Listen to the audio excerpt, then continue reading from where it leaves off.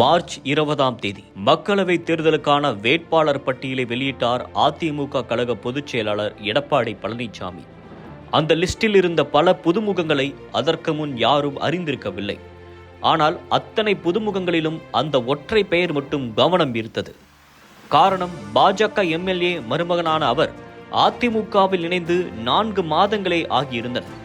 அவர்தான் ஆற்றல் அசோக் குமார். ஈரோடு மாவட்டம் கொடுமுடி அருகில் புதுப்பாளையம் கிராமம்தான் அசோக் குமாரின் சொந்த ஊர்.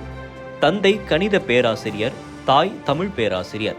சொந்த ஊரிலேயே அரசு உதவி பெறும் பள்ளியில் பள்ளிப்படிப்பை முடித்தவர் 1987ஆம் ஆண்டு கோயமுத்தூரில் உள்ள அரசு தொழில்நுட்ப கல்லூரியில் மின் பொறியியல் பயின்றார்.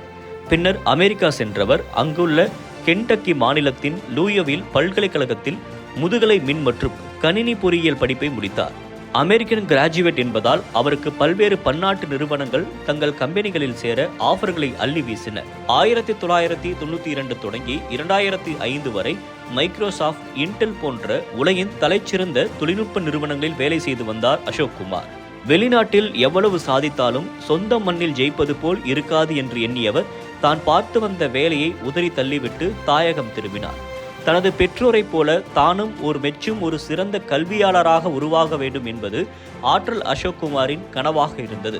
அதற்காக ஆற்றல் அசோக் குமார் தனியார் கல்வி நிறுவனங்களை தொடங்கினார்.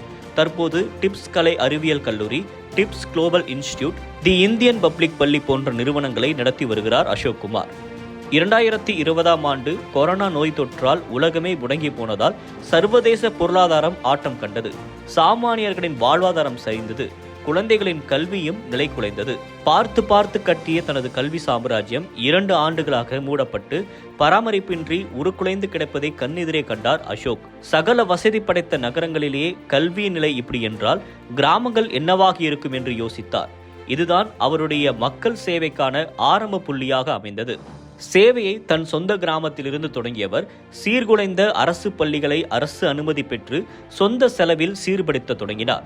1-2 என்று தொடங்கிய பள்ளிகளின் சீரமைப்பு முடிவில்லா பயணமாக நீளத் தொடங்கியது. கிட்டத்தட்ட 150க்கும் மேலான பள்ளிகளை புனரமைத்தார் அசோக் குமார். இப்படிதான் ஆற்றல் அறக்கட்டளைக்கான முதல் விதை தூவப்பட்டது. இதன் பின்னர்தான் அசோக் குமார் ஆற்றல் அசோக் குமாராக அறியப்பட்டார்.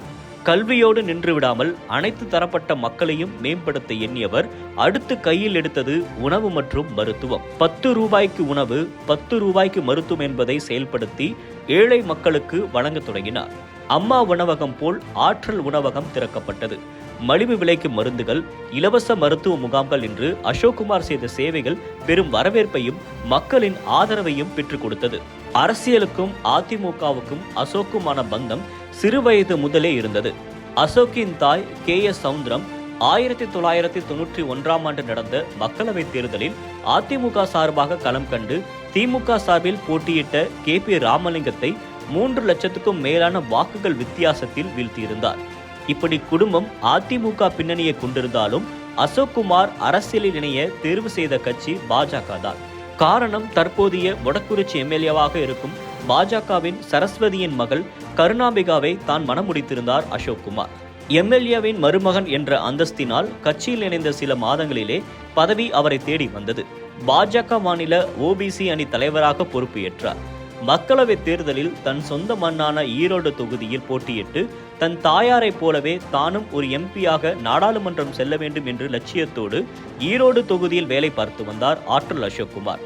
அதிமுக பாஜக கூட்டணியில் தனக்கு நிச்சயம் சீட் கிடைக்கும், ஈரோட்டில் அதிமுகவின் பலம் தன் வெற்றிக்கு கை கொடுக்கும் என்றெல்லாம் மனக்கோட்டையை கட்டியிருந்தார் அசோக் குமார்.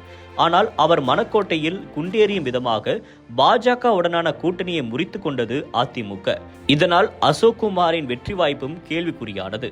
இன்னொரு பக்கம் கட்சியை பார்க்காமல் தனது ஆற்றல் அறக்கட்டளையை மட்டுமே ப்ரொமோட் செய்வதாக அவரிடம் கடுமையாக சாடியது பாஜக தலைமை. பேனர்களில் கூட கட்சி தலைவர்களின் படங்களை வைக்காமல் தன் படத்தை மட்டுமே அச்சிட்டுக் கொள்வதாக விமர்சனங்கள் எழுந்தன.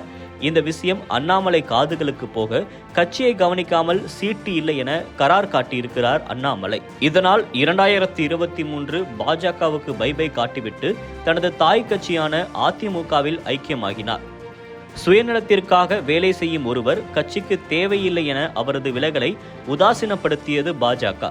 அதிமுகவில் சேர்ந்த அசோக்குமாரின் இலக்கு அனைத்தும் ஈரோடு தொகுதியில் அதிமுக சீட்டை பெறுவது மட்டுமே.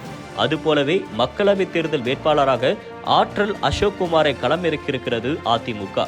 முட்டி மோதி இந்த வாய்ப்பை வாங்கியிருக்கும் ஆற்றல் அசோக்குமார் இதனை வெற்றி வாய்ப்பாக மாற்றிக்கொள்வாரா என்பதை பொறுத்திருந்து பார்க்கலாம்.